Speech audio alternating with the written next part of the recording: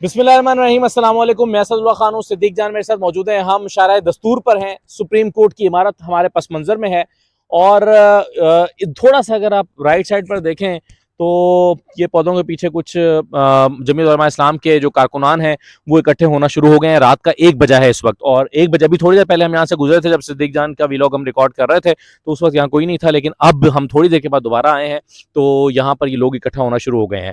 तो अभी राना सनाउल्लाह साहब तो सिद्दीक जान बता रहे थे कि अभी फैसला नहीं हुआ कि सुबह होना है या नहीं होना, लेकिन इन लोगों की यहाँ आमद से लगता है कि ये तो अपनी जगह वगैरह मार्क कर रहे हैं, या फिर ये अपने तौर पर पहुंच गए हैं, या इनके कुछ जिम्मेदारान है। अभी इनसे हमने बात तो नहीं की, लेकिन दो चीज़ें मेरी आपसे, एक तो क्या होने जा रहा है और दूसरा ये कि इस इमारत के अंदर सुबह क्या होने जा रहा है। 11-12 बजे केस फिक्स हुआ हुआ है। 12:30 उस पे तो आते हैं असद भाई, और मैं ये समझता हूँ कि उससे इस पे जाने से पहले मैं इसका ये सिर्फ बता दूं कि अगर आप देखें तो पुलिस भी यहाँ पर मौजूद है, यानी पुलिस की सरपरस्ती में ये सारा कुछ हो पुलिस रहा की है। गाड़ी भी खड़ी है साथ। पुलिस की गाड़ी, मुझे बताएं कि जितने ये लोग आए हुए हैं तहरीक इंसाफ के, कोई यहाँ पे 5 कारकुन आ सकते हैं रेड जोन में? मैंने अपनी आंखों से उस दिन देखा, इस्लामाबाद हाईकोर्ट के बाहर 2 लोग भी थे तो डंडों से मारा पकड़ के उनको, हाँ, यानी पूछे बगैर भी कि क्यों खड़े हो, कारकुन हो या नहीं हो। हाँ, और हुकूमती सरपरस्ती में ये सारा कुछ हो रहा है। जाहिर है यार, जब इस तरह की फस्तायत हो जो इस वक्त है और जिस तरह का माहौल बना दिया गया, फिर यही होता है। आप देखें वो पहुंचना शुरू हो गए हैं, अभी वो रोड बंद कर देंगे, यहाँ पे चीज़ें शुरू हो जाएंगी। तो बहरहाल देखते हैं।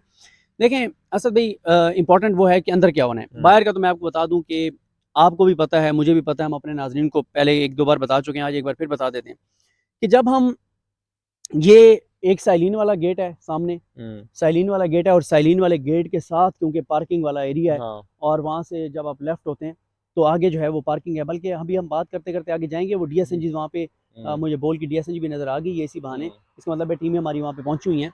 तो जब हम इस पार्किंग वाली साइड से जाते हैं और हम कैमरों के पास से गुजरते हैं जहाँ पे सारे कैमरे लगे हुए होते हैं, और कोर्ट रूम के बाहर तक हम जाते हैं, तो बाहर तक जब हम जाते हैं कोर्ट रूम में इंटर होने से पहले, तो बाहर हम देखते हैं एक आग लगी हुई है। मिसाल के तौर पे बयानात चल रहे हैं चीफ जस्टिस पर, अटैक हो रहे हैं पार्लियामेंट से, प्रेस कॉन्फ्रेंसेज हो रही हैं, सोशल मीडिया कैंपेन चल रही है, गलीज गालियाँ हो रही हैं, बिलो द बेल्ट बातें हो रही हैं, ऑडियोज लीक हो रही हैं, खबरें फीड की जा रही हैं, ये कर दें, बहुत कुछ। ऐसे लगता है कि यार तबाही कर दिया है। जैसे ही हम अंदर जाते हैं और समाज शुरू होती है और चीफ जस्टिस आके बैठते हैं, उनके चेहरे पे मुस्कुराहट होती है, तदब्बर होता है, कॉन्फिडेंस होता है। और फिर वो खुद कह चुके हैं कि देखें, जब आप आइन के मुताबिक काम कर रहे होते हैं तो आपको टेंशन नहीं होती कि बाहर क्या हो रहा है, और बाहर का वो बिल्कुल टेंशन नहीं लेते। मैं आपको बताऊं, चलें, ये तो पहली बार हो रहा है ना इस तरह से कि चीफ जस्टिस उधर केस सुन रहे होंगे और इधर बाहर तकरीरें हो रही होंगी। इसका भी कोई असर नहीं होने वाला, क्योंकि मसला क्या है कि चीफ जस्टिस ने अपनी कोई मन पसंद तो नहीं करनी ना। चीफ जस्टिस ने अपनी जात का तो कोई मामला नहीं है ना, आइन का मामला है, आइन क्लियर है, उसके ऊपर सुप्रीम कोर्ट की जजमेंट है। देखें, आज एक चीज़ मैं आपको बता दूं, एक लोगों को ये है, लोग सोच रहे हैं कि आज कोई बहुत गैर मामूली फैसला आ सकता है। ये सवाल है बहुत से लोगों का, और एक परसेप्शन भी बन गई है कि आज को बहुत तबाहकुन फैसला आ सकता है। मेरी राय मुख्तलिफ है, क्योंकि आज जो लगा हुआ है ना, वो इलेक्शन कमीशन का रिव्यू लगा हुआ है।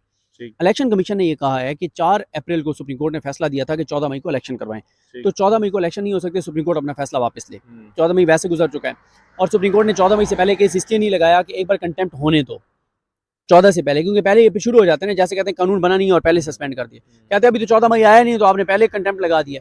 उन्होंने कहा कि 14 भी आ जाएगी, 14 गुजर गई है, अब कंटेम्प्ट वाले मामला पे जाएंगे। लेकिन आज जो है वो ये है कि मुझे लग रहा है कि आज सिर्फ इलेक्शन कमीशन की जो रिव्यू एप्लीकेशन है वो मुस्तरद होगी। और क्योंकि उसमें आप याद करें तो chief justice Pakistan justice Umar Bandial साहब कह चुके हैं कि इलेक्शन कमीशन का लोकस स्टैंड क्या है, हक के दावा क्या है। यानी आप किसी केस में जाके सुप्रीम कोर्ट को बात करते हैं, सुप्रीम कोर्ट कहती है भाई आप कैसे मुतासर अफरी, क्या आपका क्या हक के दावा, कैसे मुतल्लिका हैं इस केस आप कैसे मुतल्लिका हैं। सुप्रीम कोर्ट ने इस पे कहा है कि इलेक्शन कमीशन कहता रहा कि हम तैयार हैं जनाब, पैसे दे दें, सिक्योरिटी दे दें, बस पैसे और सिक्योरिटी दे दें। सुप्रीम कोर्ट ने जब ये ऑर्डर कर दिया, फिर इलेक्शन कमीशन ने ऐसी तज़हीका में ज़बान लिखी, इलेक्शन कमीशन ने उधर खत लिख दिया पार्लियामेंट को कि जनाब आप कानून में तब्दीली करें, सदर से इख्तियार वापस लें, इलेक्शन की तारीख वाला। साथ पहले कहते थे हम इलेक्शन की तारीख नहीं दे सकते, फिर 30 अप्रैल को उठा के 8 अक्टूबर कर दिया, 14 मई के ऊपर कहते हैं हो नहीं सकता, यहाँ तक लिख दिया कि जनाब खुदा न खास्ता पाकिस्तान टूट जाएगा, सानिया मशरिकी पाकिस्तान इसलिए हो गया था। और वही बात, सेम वही बातें जो पीडीएम कहती है, वही सारी बातें इन्होंने की। इन्होंने ये भी कहा लेवल प्लेइंग फील्ड, और वही जो मरियम की जो जबान है, वही सिकंदर सुल्तान राजा का कहा गया जी इलेक्शन एक वक्त में होंगे तो अलग अलग होंगे तो पैसे ज्यादा लगेंगे। हालांकि पैसे ज्यादा लग रहे हैं, इलेक्शन कमीशन का इससे कोई कंसर्न नहीं है, ये किसी और ने तय करना है। और फिर ये कि हम साफ और शफाफ इंतखाबात नहीं करा सकते अगर अलग अलग होंगे। भाई क्यों नहीं करा सकते, आपकी जिम्मेदारी है साफ इंतखाबात कराना। बिल्कुल ऐसे ही है। तो अब देखें, आज तो मुझे लगता है कि रिव्यू सिर्फ जो है वो सुनेंगी सुप्रीम कोर्ट ऑफ पाकिस्तान, और रिव्यू उनका मुस्तरद करेगी, ये चैप्टर तो हो जाएगा क्लोज। क्योंकि आप ये भी देखें कि chief justice Pakistan justice Umar Bandial साहब ने उस दिन तकरीर करते हुए क्या कहा था। उन्होंने कहा था तकरीर करते हुए कि देखें, जब सुप्रीम कोर्ट का कोई फैसला होता है और उसके ऊपर रिव्यू आता है तो रिव्यू हम सुनते होते हैं, लेकिन जब रिव्यू भी डिसाइड हो जाता है तो फिर जो है वो हतमी हो जाता है। फिर हमने उसको आंख भी नहीं झपक सकते, फिर हम हाथ पे हाथ रख नहीं बैठ सकते, फिर हमने उसकी इम्प्लीमेंटेशन की तरफ जाना होता है। हमारे पास गुंजाइश ही कोई नहीं है, ठीक है। और फिर ये भी याद करें चीफ जस्टिस पाकिस्तान का ये कहना कि आपने हमें इम्तिहान में डाला हुआ है, ठीक है, हम चाहते हैं आप हमें इम्तिहान से निकालें, बातचीत करके इलेक्शन की तारीख दें। नहीं, तो फिर उन्होंने कहा था कि मौला ने अगर हमसे इम्तिहान पर लेना है तो हम तैयार हैं। उन्होंने ये भी कहा था एक दिन, एक जुमला उन्होंने कहा कि हम फिर जो कानून कहता है वो करेंगे, जो फिर हमारे साथ होगी वो देखी जाएगी। और हम कुर्बानी के लिए तैयार हैं, ठीक है। उन्होंने कहा फौज कुर्बानी दे सकते तो हम भी कुर्बानी। बताया दो ऑप्शन है ना उनके पास। एक ऑप्शन ये है कि इस दबाव का शिकार हो जाए, मसलहत का शिकार हो जाए और अपनी इज्जत बचा के, और वो समझें कि यार ये वरना ये बहुत बेइज्जती करेंगे और ट्रॉल करेंगे, इनफैक्ट बेइज्जती का लफ्ज़ की बजाय ट्रॉलिंग करेंगे, तो हम इससे बचें।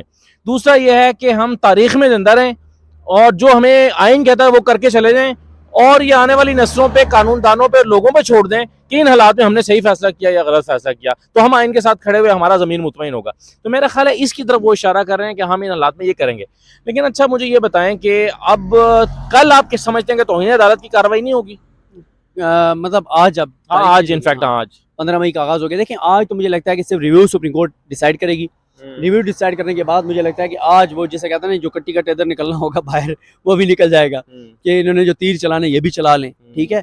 देखें, ये अब ना बंदियाल साहब के हक में क्या चीज़ें हो रही हैं। बंदियाल साहब ने बेंच में बिठाया अत्तर मिनल्ला साहब के साथ। अत्तर मिनल्ला साहब ने उस दिन बेंच को लीड किया खान साहब वाले केस में। वो तो सारा ऐसा लगता है कि इनिशिएटिव भी अत्तर मिनल्ला साहब का था, ठीक है। अत्तर मिनल्ला साहब भी उनके साथ थे फैसले में जो हुआ।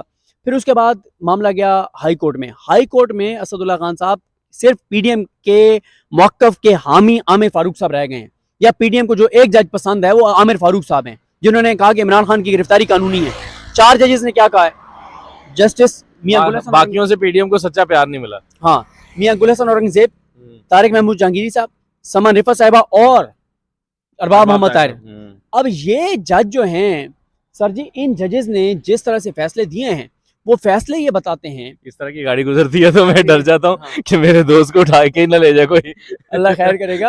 अच्छा, तो देखें इस तरह की जो इदरीस चाचड़ आपके साथ है, इस बार मुझे ना घसीट ले। हाँ, अच्छा, इसमें देखें होता ही है,